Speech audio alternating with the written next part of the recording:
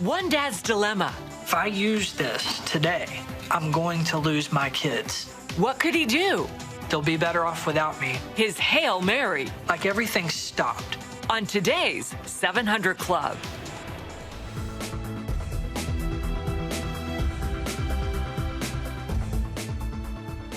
Tyler Trotter wasn't fit to be a father, and the state had evidence to prove it. Tyler said that becoming a dad was one of the greatest moments of his life. So when the rubber met the road, why did he choose drugs instead of his children? I remember scoring goals, and I remember I could hear my dad when I would have the ball. He was the loudest voice on the field every game. I felt like, Dad, he's proud of me. Our relationship is good. Everything is great. It was just for that hour and a half. Tyler Trotter was an infant when his parents divorced and his dad took custody. It was a strict household, and Tyler spent his childhood fighting for his dad's acceptance. I remember the first time that I brought home a C on my report card. I got a whipping for that. And that was when I learned that average was not going to be acceptable. If I don't perform above average in pretty much everything, things could get difficult for me with regards to the discipline I would face at home. So Tyler began rebelling and smoking pot. By 14, he left his father's home in a nice Tennessee suburb to stay with his anything-goes mother living in the projects. Soon he was using and selling harder drugs like oxycodone and cocaine. It felt really good. And just feeling good in general was a big deal because I didn't spend a lot of time feeling good. He also worked to be someone he wasn't. The persona that I adopted was one of like a strong, confident, masculine type of guy, the drug dealer. I wanted them to see me and maybe even be intimidated by me because I really didn't want people to see that like deep down inside I was really this soft, scared little boy. When Tyler was 19, his girlfriend got pregnant and they had a son. For the first time in years, Tyler felt joy. It was like a fulfillment of a life purpose. Like everything stopped. Everything that was going on in life, all the drug dealing, all the fake character, everything that was going on stopped while I was just a father to this little boy. I was a daddy, not just a father. They had another child, and Tyler felt the only way to provide for them was dealing drugs. But he also kept using. Eventually, the Department of Child Services caught wind of his habits and threatened to take his kids away. I had a drug test that was coming up, and in order to pass a drug test for opiates, which is what I was using, that's also what I was withdrawing from, you had to be clean of them for 3 days. But I remember on the 3rd day that the withdrawals were so bad, and I remember I had the drugs in my hand, and I was thinking that if I use this today, there's no way that I'm going to pass the drug test. I'm going to lose my kids. Tyler succumbed to his addiction, failed the drug test, and lost his children. And not only did he and his girlfriend break up, his mother kicked him out of the house. At 21, Tyler was a homeless, desperate drug addict. Completely and utterly hopeless. You're not fit to be a father. You're definitely not fit to be a daddy based on evidence. You just need to spend all your time trying to get high because there's no other way you're going to remove yourself from this pain. For the next couple of years, he would crash with friends, sell drugs to stay high, and serve several stints in jail. Then in 2011, Tyler was out on probation when he saw a TV show about longtime inmates that made him finally realize he was headed down a path towards life in prison. I'm literally deciding that I'm not going to be able to be a daddy to these kids. They'll be better off without me. And I knew that I didn't want that. So I just kind of said like this prayer, more like a conversation in my head with a very vague God who I wasn't sure that I believed in. It was basically just a Hail Mary. God help me. Through that prayer, Tyler found the courage to enroll in Narcotics Anonymous. There, he was encouraged to seek a higher power. It was then Tyler called a man whose life God had changed, his father, who had given his life to Jesus Christ. I was still very candid about this has to be real. And Dad said, he is real. So I got on my knees and I closed my eyes and I went down a list of everything that I could think of that I had done wrong, both outwardly and inside. I just told him, I'm sorry that I did these things. And I want a relationship with you. And Jesus, I want you to come into my heart and be the Lord of my life. Through his new commitment to Christ, Tyler not only conquered his addictions for good, but began to see himself as a cherished child of God. I no longer have to tell people I am an addict, because the book that I'm reading now tells me that I'm literally a new creation. My spirit has been made brand new. A few things have changed since then. Tyler now owns a barbershop where you can book an appointment for a cut and a prayer. He also reconciled with his parents. And in addition to marrying his wife, Lori, Tyler regained custody of his children. Most of all, he knows that through Jesus Christ, he is good enough. I have that freedom. I have a Heavenly Father that says, there's nothing that you have done that makes me love you any less. And it was real. You know, sin is kind of an old-fashioned word in our culture today. We don't use it very often. If we're involved in it, we don't like to look at it that way. But sin will take us as far away from God as we can possibly get. And yet, the Creator of the universe waits for you and for me to have even that vague prayer moment that Tyler had. God, help me, help me.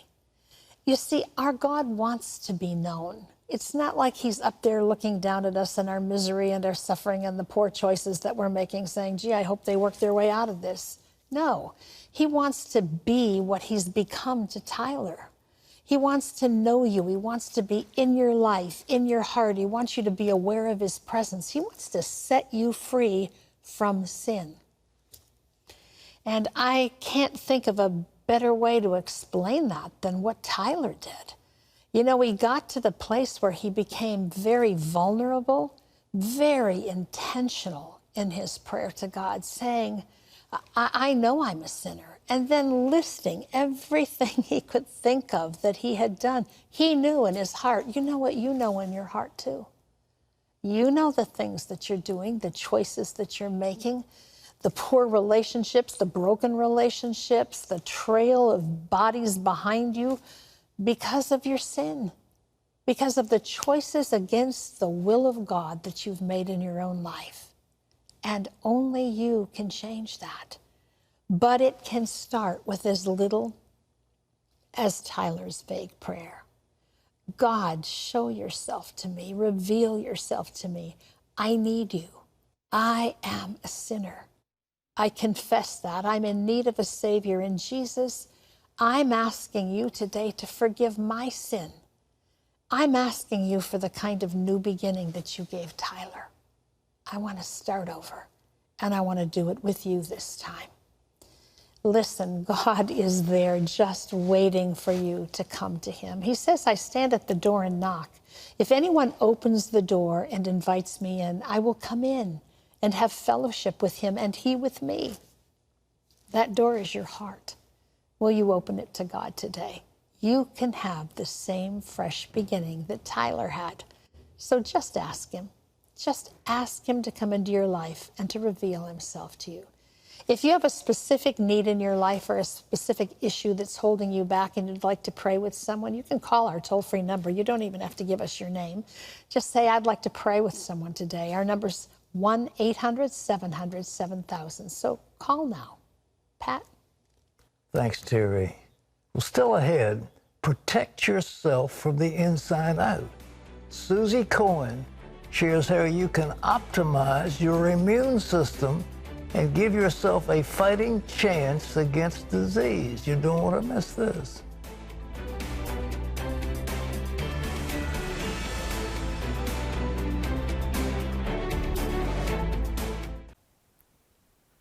Hi, my name is Beth, and I wanted to take a moment today to thank all the partners that help us at CBN reach into the next generation. I count it an absolute privilege that I get to hear stories of life change through Superbook being used in schools around the country. I've met children that have told me they have more confidence, that they can face their fears like David faced Goliath, that they can be who they were made to be because God is with them all the time. Imagine seeing a whole generation rise up with that confidence in a loving Saviour. And for each of those children I've met, there are countless more being touched by the gospel through Superbook. And beyond each of them are friends and family who are being touched by Jesus. If God can use a ragtag bunch of 12 men thousands of years ago, think what he can do with classrooms of kids up and down the country, let alone all across Europe and in multiple languages. Thank you for partnering with us, enabling us to make new resources, reach new areas, and see one by one a whole generation impacted. You can find out more about our work with Superbook in schools and churches via our website at cbneurope.com/Superbook today.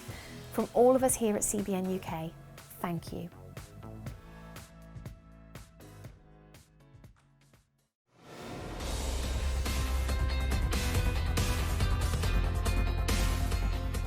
Well, if you've been watching this program for a long time, you've heard a lot about so-called inflammation. It's the human body's response when faced with something it can't process. And it's the root cause of heart disease, cancer, memory loss, and much more. Well, here's the good news. Inflammation can be stopped, and according to America's pharmacist, it can be done without drugs. Susie Cohen is known as America's pharmacist. She has spent years educating people about the benefits of natural vitamins, herbs, and minerals. During this pandemic, she says it's important to protect your body from inflammation, which can affect your eyes and your GI tract. To keep you healthy this fall, Susie will show you how to improve your eyesight with natural remedies, as well as strengthen your immune function in preparation for the cold and flu season. Hey, Susie, welcome back to the 700 Club. It's so good to see you again. Thank you, Pat. It's wonderful to be with you. Well, what are these cytokines you've been talking about? How do they affect our eyesight? So cytokines is just the term for inflammatory compounds. And a lot of people actually know what they are because we've been hearing a lot about them with COVID and also with the flu and other disorders. When the body is out of balance and it's sick, the body's natural response is to fight back, and it creates these inflammatory compounds. They're not necessarily bad unless they're in excess. So I just want to make sure that everyone understands we need them. They have a healing purpose, but in excess, they run amok and they take over our bodies. And at the end of the day, it could be the difference between life and death in some people. So controlling cytokines or inflammatory chemicals is key to regaining our health, our optimal health from head to toe. Now, as it pertains to the human eye, it's a very delicate tissue, and we actually have a graphic. I could talk about the eye for just a moment, give our viewers some background.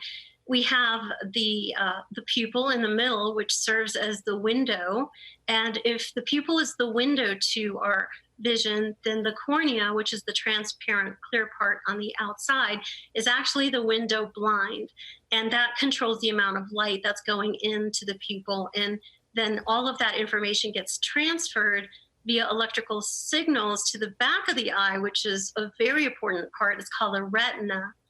And we hear about the retina sometimes with people with diabetes. And then right in the center of the retina is the macula. So the macula is very important in terms of it, having the most important part of you hear about macular degeneration. When that starts to, happen, then people lose their sight. And there's so many things that can go wrong, even with cranial nerve number 2, which is the optic nerve. And the optic nerve is what transfers what you see with your eyes to the brain so that you can form the vision. So with all of that aside, I'm just basically trying to say that when you have inflammation in the body and it attacks the eyes or the optic nerve or any part of the eye anatomy that I've described, you lose clarity, you lose focus, you have difficulty with night vision, experience tearing up and watering, and sometimes that's just from eye fatigue and eye strain from staring at a device all day. So there's many, many things that can go wrong. So protecting the eye from the outside is easy to do, right? We use eye packs, we use eyeglasses. That fixes it pretty quickly for most people. But nobody really stops to think about the inside of the eye, which is where nutrition comes into play. Well, you've been talking about vitamin DMB. What's that? Oh, vitamin DMB. So that's not an actual vitamin per se. It's a mnemonic for 3 different nutrients. So vitamin D3, magnesium, and B for B12. And this was information that Singapore research conducted. And what they found was that with all their participants, there were 43 in all, that those who took that trio, that trifecta, natural trifecta as I call it, actually did a lot better in terms of the severity of their COVID symptoms.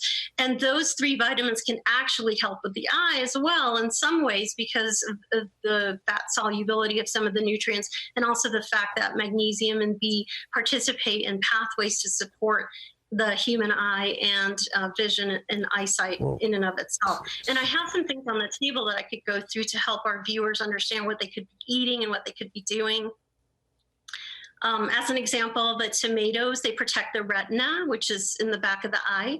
The carrots contain carotenoids, and that's very important. Everybody knows that those will turn to vitamin A, so that's important. The vitamin C is shown by the lemon there, and that vitamin C is thought to help with macular degeneration. So eating citrus and lemon can help us. And of course, we all know that vitamin C prevents scurvy. So that's things that you can just do very simply to increase your nutrition for the eye. And then moving over, the black currants and the saffron are shown there in front of Vision Script, which is a supplement I created for eye health. The black currants are crazy amazing. In 2005, there was a study that showed that eating black currants could improve blood flow to the optic nerve. That's not a drug. That's food, right? That's food. Plus, black currants are known to support moisture in the eye for people who have dryness in their eye. And then there was another study that also supported black currants for its use in intraocular pressure, which is associated with glaucoma. The saffron shown there, this is really cutting edge. This is new. So saffron is known to do a lot of things for eye health, improving visual acuity, helping with light sensitivity, and protecting the retina as well, and also has some benefits in terms of pressure in the eye. And you can eat these things. So everything I'm saying applies to eating them. I'm not making any claims about my supplement. My supplement is for supporting eye health and eye nourishment. So those are just simple things that one can do to support their eye health. Well, let me ask you about this B12. People talk about sublingual. Is that the way to go with it or some other way? B12, so the reason they say that sublingual is because they say that a lot of it will get destroyed in the GI acid, which is true. You can make your own B12. You can make it by having a healthy gut microflora. It's manufactured inside of you in the gut thanks to your probiotics. So sometimes just consuming the right foods or probiotics will help you manufacture B12. And B12 can also be taken by itself. It can be taken orally. So there's many aspects to B12. When you say B12, you could be talking about different forms of B12. The one that I recommend is either methylcobalamin or adenosyl cobalamin, which is important because I shorten it to adeno B12. That adeno B12 actually works in the mitochondria. But the two together would be great in a B complex formula along with other Bs. B is just one member of the family. When you say B vitamins, it's like all the sisters and brothers are all together, and B12 is just one of the sisters. Okay. Well, let's see. What about this corona problem that is facing us now? We've talked about the gut flora being so very important. What are some of the things that will kill the gut flora? some of the things that kill the gut flora include fast foods that are just laden with all kinds of chemicals and anything artificial, in my opinion. There's a lot of debate on that, you know, because you have healthy people that don't eat well. But by and large, things that raise inflammation basically kill the gut flora. Remember, your immune system lies in your gut, in your GI tract. That's where most of your immune cells lie. And we actually have a graphic. I can speak to that for a moment so that we have a little better understanding of some of the cells that do the fighting for us. So this is our military. This is what keeps law and order in the body. And at the top, eosinophils, I just honorable mention, those are helpful with allergies. But then you see at the bottom row is huge when it comes to COVID. You have the T helper cells, also known as CD4 cells. These sort of create and get the T cells kicked into gear. And the T cells, they're cytotoxic. They'll kill things that don't belong there. But they also have another function. They activate B cells, and the B cells create antibodies. And that's what we need to recognize an invader when we encounter it again. And then we have the natural killer cells. Those are my favorite because what do? They kill. They go after the bad guys. They also go after tumors, and essentially they help control the spread of tumors, and they help control the spread of disease and viruses and bacteria. And then at the end, the macrophages, think of those like the Pac-Man, if you will. They engulf viruses and bacteria that they encounter. So all of those cells are, you know, that's basically a very quick, you know, 101 of our immune system. And when that's not working, or when some of those cells are out of balance or diminished, then then we become more susceptible to COVID. And you see this in people with comorbid conditions such as diabetes and heart disease and obesity. Their cells are out of balance, and there's ways that we can naturally support that by reducing inflammation and also eating right, and also taking supplements. You know, I'm a pharmacist for 30 years. I know it sounds weird to hear it, but I'm not all about the next best drug. We need them sometimes, but we can also use what God put on our earth. We have what we need here sometimes. Well, Cecilia, are you saying that God has given human beings the ability to withstand these coronaviruses and other viruses come if we'll look after those little fellows in our guts, that they will do the job for us if we treat them right? Well, I don't want to paint a wide paintbrush. It's such a color such that everybody thinks that they don't need to seek medical attention when they do, because obviously when you have symptoms, you'll need medical care. So I think my point is that if you take care of your body, it's like a bank account. If you put money in your savings account, then you have it there later for when you need it. But little things such as the olive oil. So I brought olive oil, which is shown on the table with some olives and olive leaves. Olive oil contains a powerful substance called oleuropein, which has significant activity for viruses, and it was shown in one study to have significant activity against respiratory syncytial virus, RSV, and certain flu strains. So just using olive oil instead of maybe a soybean oil, or instead of a vegetable oil, that really puts a lot of money in your savings account for when you need it. And aside from that, people in the Mediterranean, you know, use olive oil routinely in their cooking, and it's amazing and has amazing health benefits.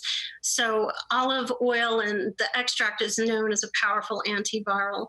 And then I also have on the table a supplement that I created called Immune Script, which, as you can see there's a picture of there's actually a flower there. That flower is Andrographis. And Andrographis, it's not very popular here. It's more native to India and Asia, but this flower has traditionally been used over time for GI problems and dyspepsia, even leprosy and upper respiratory health.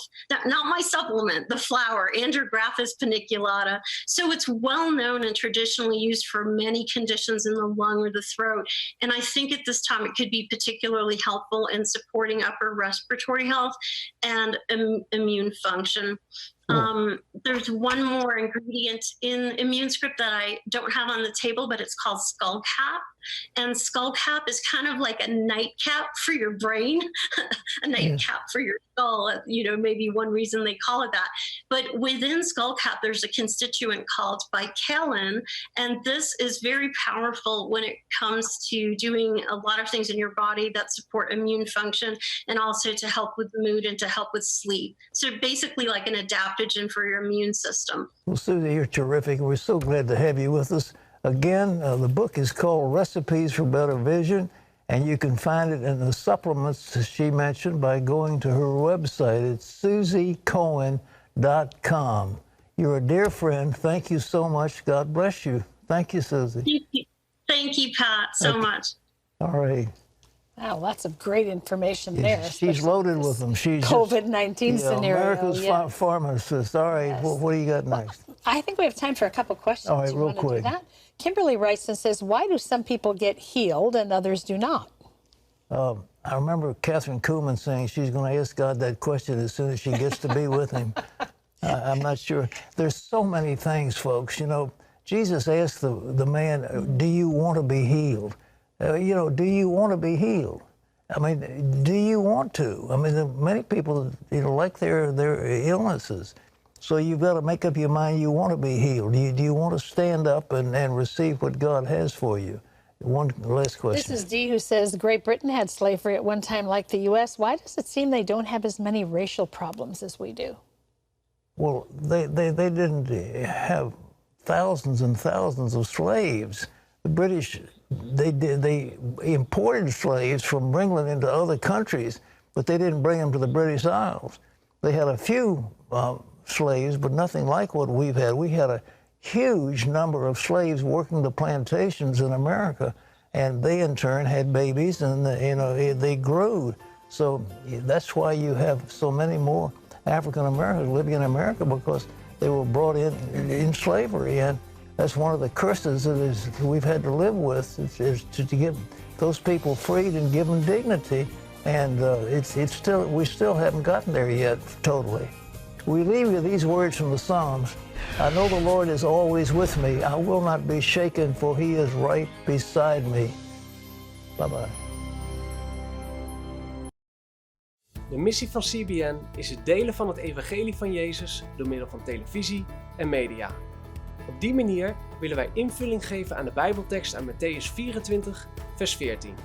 En dit evangelie van het Koninkrijk zal in de gehele wereld gepredikt worden tot een getuigenis voor alle volken.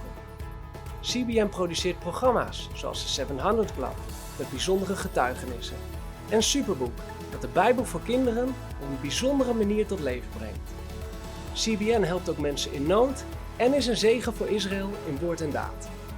Mocht jij het op je hart hebben om deel te worden van de CBN Vriendenkring, zodat we tevens in Nederland een zegen kunnen zijn voor de mensen, laat het ons dan weten via onze website www.cbnnederland.nl, per e-mail via info@cbnnederland.nl of per brief via het onderstaande postadres. God